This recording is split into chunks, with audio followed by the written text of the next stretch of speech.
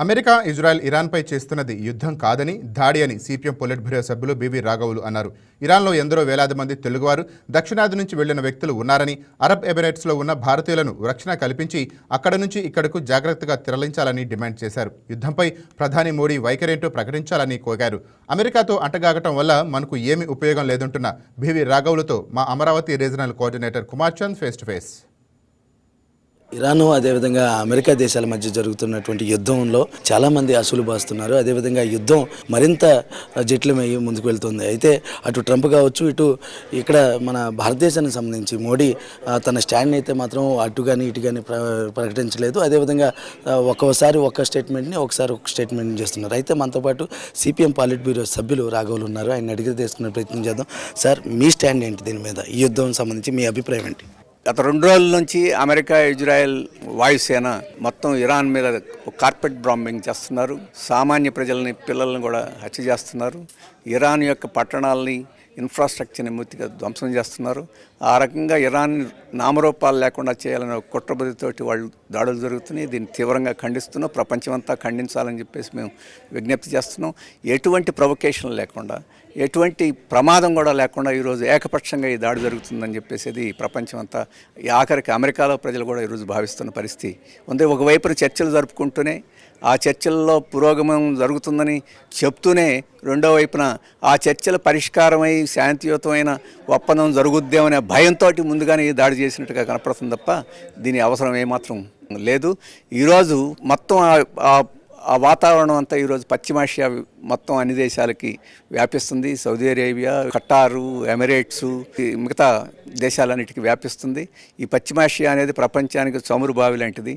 ఆ చమురు ధరలు విపరీతంగా పెరిగిపోతున్నాయి. భారతదేశానికి చాలా తీవ్రమైన నష్టం. ఎందుకంటే మనం ఎక్కువ దిగుమతి చేసుకుంటున్నాం. 1 కోటి మంది ఆ దేశాల్లో మన వాళ్ళు నివసిస్తున్నారు. ఉపాధి కోసం పోయి వారు దిక్కుదోసన పరిస్థితిలో ఉన్నారు. వారిని రక్షించుకోవాలి.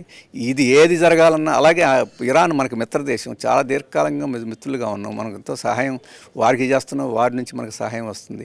అటువంటి మిత్రుల్ని మీద దాడి జరుగుతుంటే నోరు మెదపకుండా మన దేశం ఉండడం, మన ప్రయోజనాలకు ప్రమాదం జరుగుతున్నా కానీ ఈరోజు అమెరికా వైపునే ఈరోజు భారతదేశం నిలవడం అనేది శోచనీయమైన విషయం.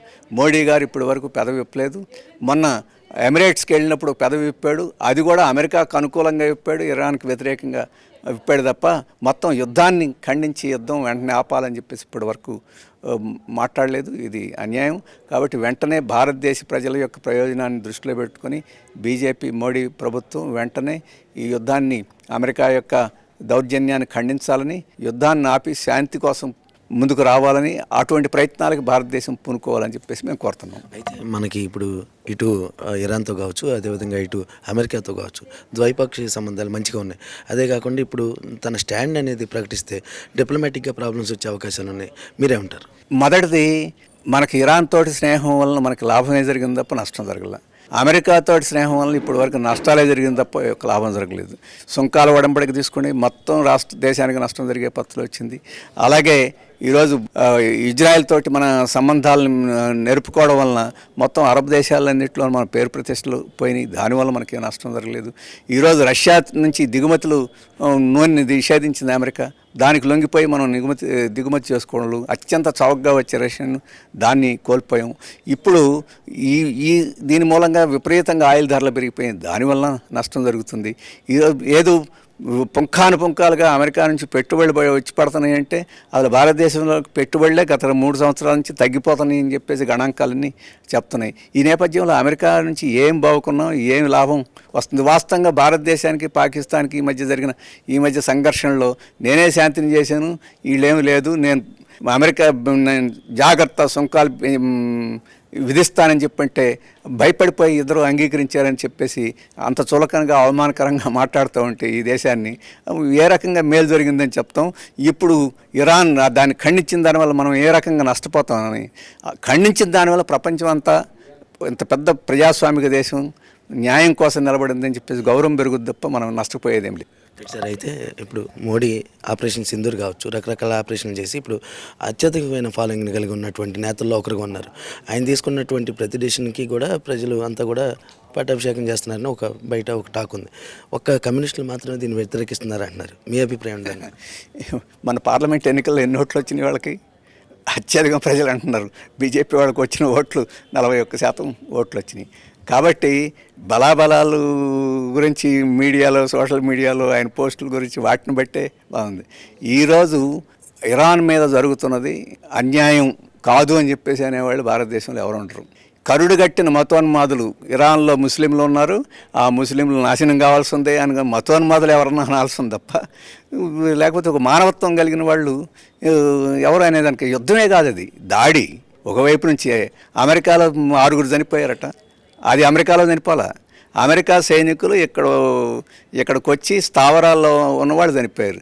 అది కూడా ఎప్పుడు గత్యంతరం లేక ఈ స్థావరాల మీద దాడి చేయడం తప్ప ఇంకో మార్గం లేని పరిస్థితిలో ఇరాన్ వచ్చింది. స్థావరాల మీద దాడి చేశారు, ముగ్గురు చచ్చిపోయారు. కాబట్టి మొత్తం ఇరాన్ నాశనం చేస్తానని చెప్పి ట్రంప్ అంటున్నారు. ఇటువంటి వాటిని కూడా సమర్థించడం అని చెప్పంటే మానవత్వం లేని వాళ్ళు ఏమైనా సమర్థిస్తారేమో తప్ప, లేదా మానవత్వం కన్నా మతత్వం చాలా ఎక్కువ అని చెప్పి అనుకునే వాళ్ళని సమర్థించాల్సింది తప్ప సామాన్యులు మాత్రం సమర్థించడం సాధ్యం కాదు. ఇది ఏదైతే ఇరాన్కి సంబంధించి అంటే ఇరాన్ పైన చేస్తున్నటువంటి యుద్ధం ఏదైతే ఉందో అది యుద్ధం కాదని, కేవలం దాడిని. అదేవిధంగా ద్వైపాక్షిక సంబంధాలు ముందుకు తీసుకువెళ్ళాలంటే మరింతగా అయితే దీని మీద చర్చలు అవసరం అని, అదేవిధంగా భారతదేశం కూడా దీన్ని ఖండించాలని, మోడీ తన స్టాండ్ని ప్రకటించాలని రాఘవులు కోరుతున్నారు. కెమెరా పర్సన్ పవన్తో కుమార్ చంద్, వైకే న్యూస్, విజయవాడ నుంచి. ప్రస్తుతం Please subscribe to YK TV Network. Please subscribe to YK TV. Please watch YK News. Don't forget to subscribe YK News channel